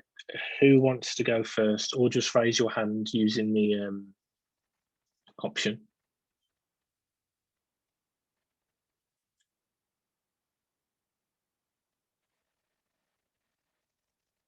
Well, Nada, we will start with you, Nada. Raise my hand. Don't know why. Okay, well, I want to talk more about how mental health is like represented on social media, but I do want to talk a little bit about media as well, but I know more about social media, so I'll stick to that. Personally, for me, I kind of talk about mental health through my social media platforms, Instagram specifically. That's kind of how I started this like mental health advocacy journey, and how I like, you know, talk to so many people, and like almost all the opportunities I've gotten about like mental health or whatever are through social media. So I'm very thankful for it. And I think that, you know, obviously mental health can be perceived in a negative way on social media. That's obviously there. I see it all the time on TikTok, on Instagram, on Twitter, everywhere. But I think with social media, we have to make, like, we actively have to make an effort to make it positive. Like, that's a decision we have to make, you know, because if we just let mental health be represented on social media, it'll be a negative thing, or it'll be insanely romanticized, or like I said, like when it's trendy or whatever, that's because of social media. Like, I cannot tell you the amount of times I've seen on Twitter, like, do you wake up hating yourself, or are you normal? You know, where it's like, that's become like, oh my God, yes, retweet, you know, when that's not, it's being used like that, when, you know, you can say something actually positive and useful and also get retweets, you know, since your platform is growing and people are listening to you, use that advantage to talk to people, to spread the message. And that's kind of what I'm like, my Instagram is private, so I'm only reaching like the people that follow me, but also I still, you know, I'm happy about that. And I've spoken like in events and stuff like that, that have, like I said, come to my attention because of social media. And people have reached out to me because, going back to the idea of a safe space, I've created this safe space just on my little Instagram account. The people are like, you know what, Neda seems like someone like that knows about mental health, I'll talk to her, you know. And I think if people start doing that on all their social medias, not necessarily Instagram, but to use it in that kind of way where you can, you know, have like open arms for people. Like, if no one wants to listen to you, I will. It's okay. Like Steve said, it's okay not to be okay, you know, and you kind of stress that, and, you know, use it to kind of educate people. Like, I talk about how we have to be sensitive, like, don't throw things like, I like things neat, I'm so OCD, you know, or I am so depressed today, where I don't know that you can have depression for one day, really. I'm not sure that that's a thing. So, you know, I think, like I said, I see a lot of like negative representation, and I hate it, but also like I said, we can choose to make it positive, and we can choose to, like, you know, if I see a negative comment, I love like fighting back, you know, like we can do that. We can speak up and use social media to spread the right message. So that's that on social media. A little bit about media is like, you know, if you've seen the movie The Joker, for example, that is an amazing representation of mental illness, to be honest, because I feel like it talks about the fact that, you know, the people that society thinks are dangerous, you know, society is kind of the reason they are dangerous. You know, we're treating them, I don't want to say we because I'm not, society is treating them in a terrible, terrible way and not understanding them. And like we said before, like throwing these labels on them and kind of then going, why are you reacting this way? Why are you dangerous? When, you know, they wanted to lead normal lives. They wanted to get the treatment that they deserve, but they weren't able to do that. And I think, like I said, it's on media, on movies, TV shows, whatever, it's either the completely extreme side in which they are dangerous or extremely suicidal or extremely whatever, or they're just living with it and it's trendy and it's romanticized. I don't, there is some in the middle where it's educational, where, you know, it's properly represented, but I only see either side, and it's sad because, you know, a lot of the times I'll see like a disorder I didn't know about and I'd want to Google it. But most of the time that happened through my own like research or through courses, not through social media or media. And I think that needs to be talked about more. And if they can't represent it properly, then please stop because it's not working out. So yeah, that's me. I absolutely agree. And I tend to think social media is a double-edged sword, because there are a positive side to social media whereby it can bring people together for change for the better. But then you have the negative side of social media whereby there's a lot of online trolling, online bullying, there's a lot of abuse, and people have zero accountability. Even though these big companies say that they will find them, but how can you find someone sitting behind a keyboard using an anonymous name? It's practically impossible. And unfortunately, the negative side of social media tends to get more media awareness than the positive side. And that needs to change. Don't even get me started on films, Nada, because I'm still waiting for the royalties to come through on the film that I keep plugging on every podcast episode that I've done.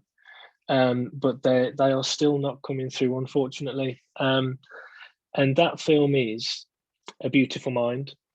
That is probably one of the few films that portrays mental health in a positive light, whereby you have a guy who has schizophrenia, and he manages it without medication, and then he ends up winning the Nobel Prize. Now, that is based on a true story, and it is one of those positive films around mental health that basically says, even if you have a mental health difficulty, you can still achieve great things. And there needs to be more films like that. Obviously, you've got the recent film Last Christmas, you've got the recent one on Netflix, Social Dilemma, but there needs to be more positivity in the film and TV industry around mental health, and not constantly, which saddens me in a way that the first film people think of regarding mental health is One Flew Over the Cuckoo Nest, which was accurate at the time that it was filmed.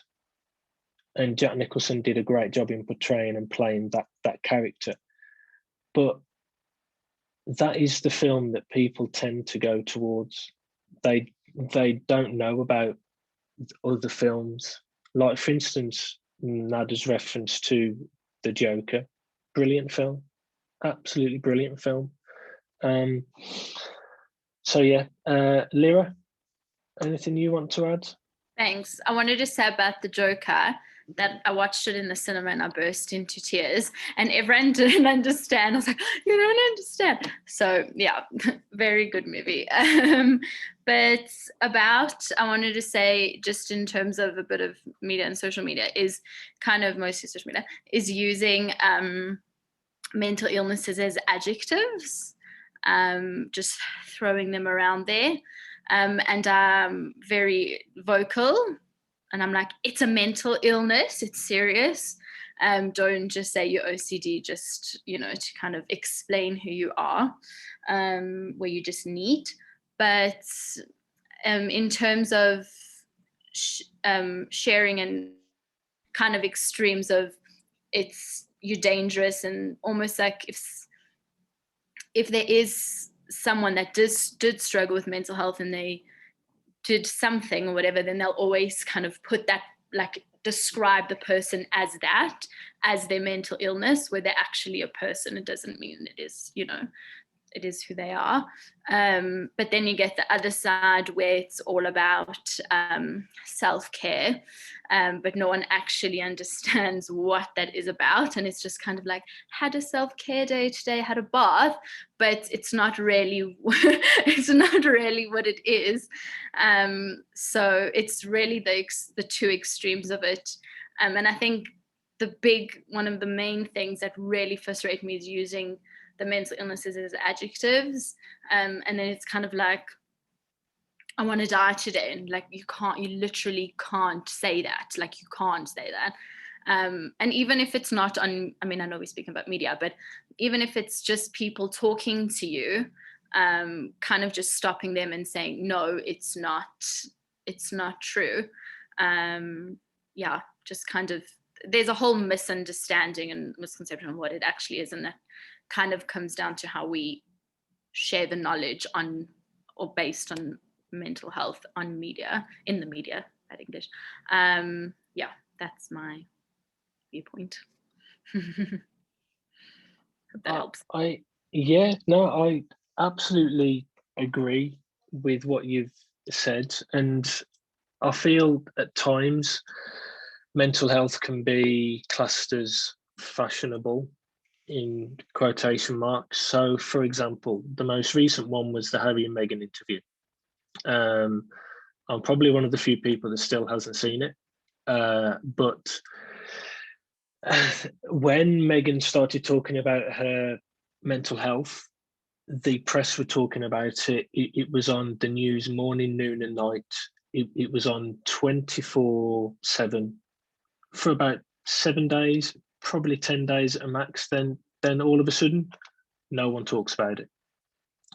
It's as if the media only want to talk about it when it's fashionable, when someone big, high profile like Meghan comes out. And yeah, they were pretty critical of her, Emma.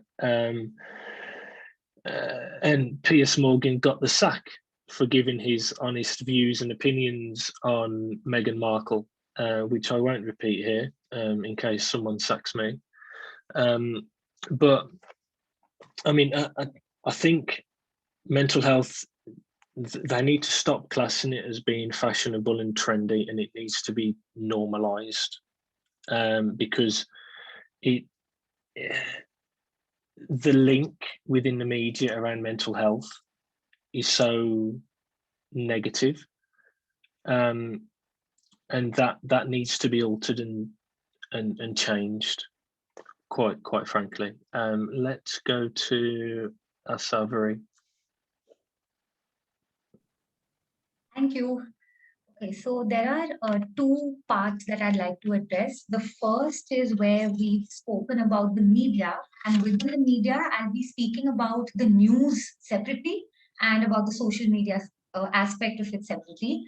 A major issue that I have with news channels, at least based here in India, is the lack of respect and lack of ethical guidelines for suicide reporting that take place in our country. It's very problematic. It is unfortunate that there was a high-profile case that happened about less than a year ago. The lockdown was on. Nothing, I mean, they did not even leave images of the body to private. Everything was leaked, at a certain stage or the other. And I think that is something that put me off and affected me so negatively that I went off news channels, I went off newspapers for a considerable amount of time. Because I think just for the TRPs or just for the ratings, the lack of privacy and respect, not just for the victim and family members, but also as consumers, what we're going to be absorbing, the content, it is not something that is respected on news channels, and that is something that needs to be changed. Secondly, on social media, I feel that there needs to be this move to equip everyone with age-appropriate, emotional, spiritual, mental well-being tools on how to use social media in a responsible manner, not just as someone who might be putting out content for the world on a daily basis, but also as a consumer of the information on social media.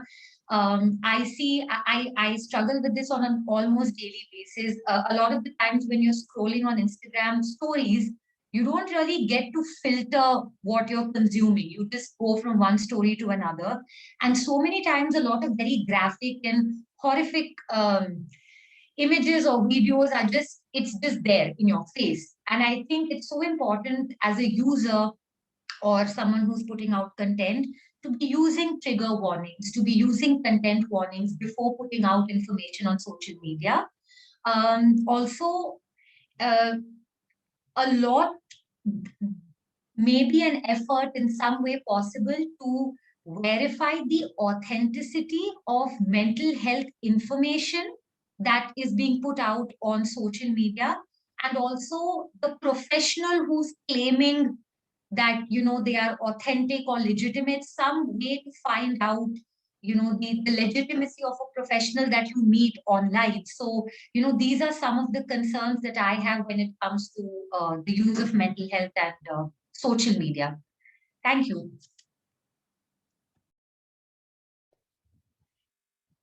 I love the emphasis that you placed on how to report about suicide and how to both get it accurate and normalize the conversation while also making sure that it doesn't trigger people. I'm going to bring up a thing that might trigger you guys, just to put a trigger warning here. But I recall in in puberty, in my teenage years, I had a very close friend who later became my boyfriend, and several other very close friends who were extremely suicidal. And that affected me to an enormous extent that whenever I heard any report of suicide, whenever there was a movie in which it was even alluded to that somebody might take their life, I would rush to my room or to the bathroom, even of the school, and I would just punch my fist against the wall. And my hands are still not really okay. And it's been like 8 years. So I probably broke my bones. They probably didn't heal well. I was not okay. At the same time, I also didn't want to not see representation. I actively sought out books and movies that were about mental illness. I actively sought out the news stories. I went on social media and tried to find like positive and negative content because I wanted that representation. And one of my favorite books to date is still a book called All the Bright Places, which was made into a movie, which didn't turn out that well because for the movie, they kind of tuned it down a little bit, kind of took the extreme suicidality of the protagonist out of it and made it okay for a younger audience, I guess. So that took away part of what I loved about the book. So that balance striking is quite difficult. And I'm going to post some links in the chat. And for people who are going to watch a recorded version, I will try to speak slowly when it comes to what links I'm posting. There is one video on YouTube by a YouTuber called Hello Future Me. And he did a video on writing protagonists with mental illness. And it is a brilliant video because it kind of tries to strike that balance between accuracy and protection, or accuracy and not triggering people. And another link I'm going to post is to an article that I wrote about the book Turtles All the Way Down by John Green. John Green himself is an incredible author who is known for Looking for Alaska or The Fault in Our Stars, several young adult novels, and he suffers from OCD himself, and then wrote a book where the protagonist, a young girl, 16 years old, also suffers from OCD.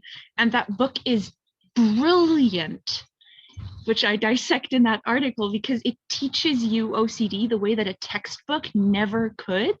And there's one quote which John Green puts and has his protagonist say, which is that one of the challenges with pain is that you can never approach it apart from through a metaphor. We're such language-based creatures that we cannot know what we cannot name. And through art, through music lyrics or through novels or through movies, we put into words what pain is like, what illness is like. And that is what I love about art, to the extent that to process my own, I guess, mental illness as a teenager, I wrote a long book as well. It's like 600 pages long. And the protagonist suffers from pretty much the same shit that I went through. So she punches her hands against the wall and she's really not okay. And that book was so important for me to put into words what pain I was feeling. And therefore, to end this on a positive note, if we are looking for accurate representation, art is the way to go. Media is the way to go, because a lot of the artists who produce beautiful content do so out of a place of pain.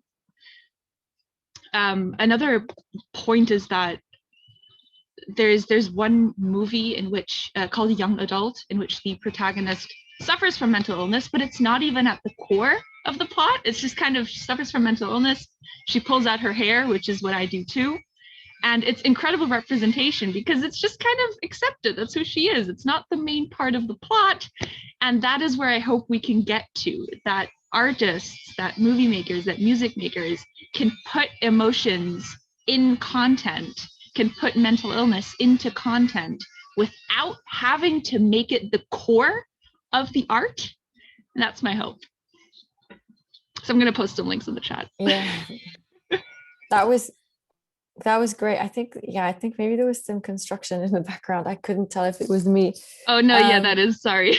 Because I also have a lot of construction work outside my house. Wow, I mean, there's so much for me to go and think about now. Actually, I often think, just what you were saying about like art and stuff, I often think that creativity and highly creative people, you know, I question if that comes from a place of being highly sensitive and experiencing a lot of emotions and finding a way to channel that. And it's not necessarily, you know, negative emotions, but that's just something that I've thought about before. But actually, so what I wanted to share was more about the social media aspect. Was, I guess, this, as has been said before, like two sides for it. Like on the one hand, I find that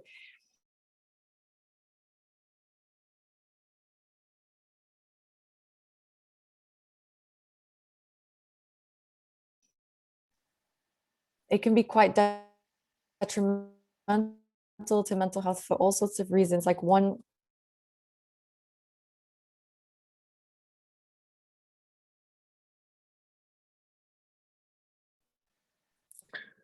being addicted to it, to like, I find that the follow accounts that are educational, but also really, oh God, why am I in this negative? Like, why am I, you know? And then there's the social media. Can you hear?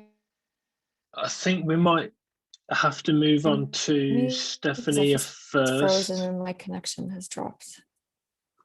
Yeah, we're struggling a little bit to hear you. We can hear every couple of sentences. Oh, she's left. Oh. She'll come back in. It's obviously internet issues. So if we move to you, Stefania.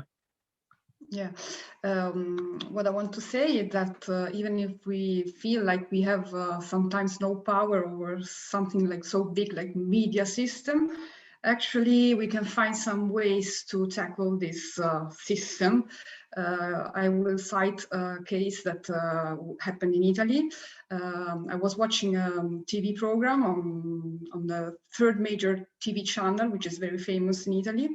And a female presenter who is known normally for being sensitive to social issues said something that I just froze.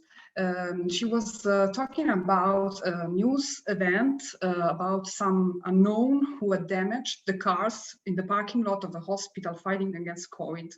And when she was asking to her host about this event, she said, of what kind of illness does someone who does something like that suffer from? Depression, schizophrenia, or idiot syndrome? I just froze. I said, no, I'm not gonna let this pass. I will see what I can do, but this has to stop. We need to set some boundaries, because if she had used words like autism or Alzheimer's disease or cancer, I would bet that everyone in my country would have reacted heavily on journalists or media or social media. There was nothing. So I filed a claim to the Italian National Authority for Communications. I sent it and I said, we as family members, as daughters and sons, and our parents, in a situation where COVID is affecting us the most, because we are the less, how can I say, we are the less considered in this pandemic. They forget about us. We have to hear this on TVs, in the national TV channel, and it was recorded. So it wasn't even a live show that you can say, okay, she just had a mistake. No, it was recorded. So the team, the entire team of the television and the director of the television, they said nothing. So we sent this claim. And after a couple of months, the authority said we were right and sent a note to the TV channel. But also what struck me is that I sent this press release about this fact to a lot of organizations across Italy working for mental health rights, and also to journalists, and no one published this. But we are proud to have set a boundary for respect and having the same dignity and respect from physical health and mental health. And so this is a small example of how, even being small, we can say, okay, we don't agree with this. We want change, we want to end stigma. So just to end it on a positive note.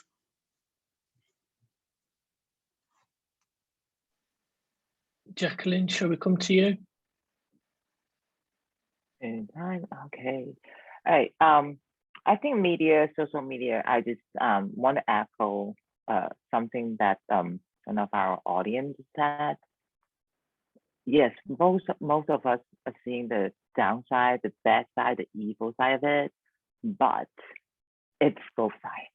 Okay, let me share one experience with you all, so you would know why I said that. So about half years ago, I was doing a psychology project, research project about social media's impact on adolescents. And I went on Google, social media impact on youth. You know how many different, because I put social media not as one word. So as a keyword searching, it comes with newspaper, TV, movie, anything regarding to media, mental health, impact on youth. 9.8 million of different information, 9.8 million. And the weird thing, out of the 9.8 million of search results, 92% of them are reflecting of the negative impact. So people tend to write about the negative piece. People tend to talk about the bad impact of social media or media. But again, imagine if we have no social media, how the youth or even adults get through 2020. Come on, let's be frank, right? I mean, be candid. I mean, I am all alone. My family is in Hong Kong. I live in Taiwan, and I work internationally because I work in international business development, and I cannot travel. I'm totally locked. When you guys are locked down, yeah, I can go out in Taiwan, but I'm locked out from the world. If you don't have a media, if you look into the people, and I actually conduct another research, which is self-report, of course, and the result, you will be surprised. And most people knows that they actually have good side and bad side. And most people knows that if we can have certain guidelines for the young adults, actually, I don't think it's just for young adults. Sometimes I think it's for adults too.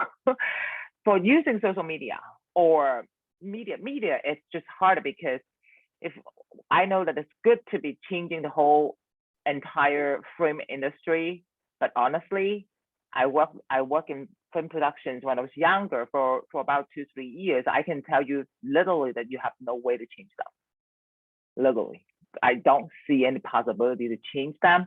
But what we can do is try to look into watching movie or consume any media things in a different way. Again, guidelines. Because I would share one thing is if you look into, let's say, I don't know, because may not everybody is a big fan of Marvels, but I'm just trying to pick a more famous one. Iron Man. If you watch it just as a superhero movie, it's fun because there's a lot of superhero thing. But if you look into the personality of Tony Stark himself, from pretty much narcissist to slowly to change and find his life purpose and save the world. Now, if you watch the whole process, it took years. From he was young to he was married, he has daughter. It's a life. Took that superhero thing away. So when you're watching movies, there are some guidelines, a way to learn from it. Besides, it's more for entertainment. But how can we implement this kind of guidelines, no matter what we're talking about, is using social media, because social media is another way to build interpersonal communication skills. That's obvious. And no matter it's Instagram, Facebook, I know there's a lot of fake thing, but as long as you're not fake, then then who cares who is fake, because you cannot control other people, right? Even the newest platform, Clubhouse. Do you think that is everybody doing great on Clubhouse? No, there is still cancel culture, dismissive attitudes, and kick people out from the room, come in and troll and bully. I saw all of them because it's still a place for humans. It still can happen.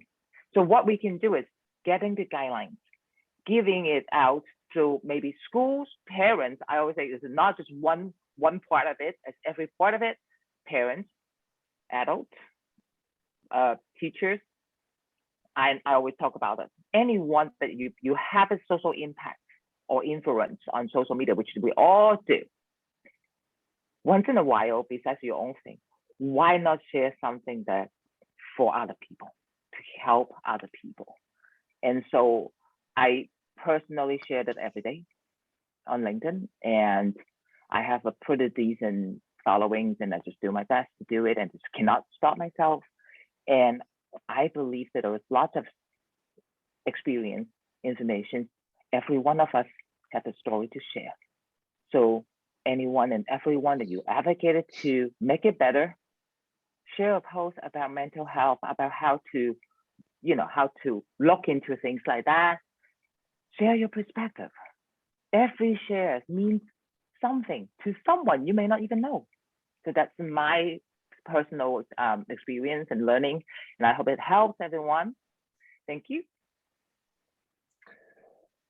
Well, that was brilliant, and I agree with every word that you said, Jacqueline, there. And we're obviously running slightly over. So as much as we could talk about this for hours, I'm just going to do a short summary in terms of how we can challenge the global stigma surrounding mental health. And essentially, I've got 3 points to end on. Firstly, in that us as a society, as a global society, we need to be more inclusive of mental health rather than exclude mental health. We need to allow the youth of today to talk about their feelings and emotions, to be confident enough to be able to talk about them, and for them to be told that it's okay to not to be okay. In terms of the media, we obviously need more positive support in the media around mental health and positive representations. And I would like to finish by saying that there is no health without mental health. Mental and physical health are so interlinked, and you cannot have one without the other. And that mental health care should be for all and not classed as a privilege for some people in their respective countries. It should be a basic human right that people receive mental health care. And that is what we need to strive towards and hopefully achieve. So just to finish, I would like to thank all of my guests, speakers, for agreeing to come on and share their insights and knowledge about mental health within the workplace, within the media, and also within youths, particularly the moderators who have done a sterling job at moderating, particularly Emma, who was called in at the 11th hour last night. That was remarkable. Along with Liron, who's obviously moderated the youth conversation as well. This is, I'm just reading your message, Emma. This has been hopefully very insightful for everyone who has taken the time out of their day to listen to us. I'm sure that there will be other events similar to this that I will be arranging in the future to continue to push and challenge the stigma. But obviously this will be recorded. I will send it to all of the speakers so they can share it on their social media platforms. And again, thank you for agreeing to be a speaker and joining us on this event. Thank you, everyone. Thank you so much. Thank you. Thank you, Thank Steve. you. Thank you. Thank you. So much. Thank you. Steve, before you go, Yeah. save the chat. There's a lot of links in the chat, and I think it's possible for you to save and export the chat file. And then we can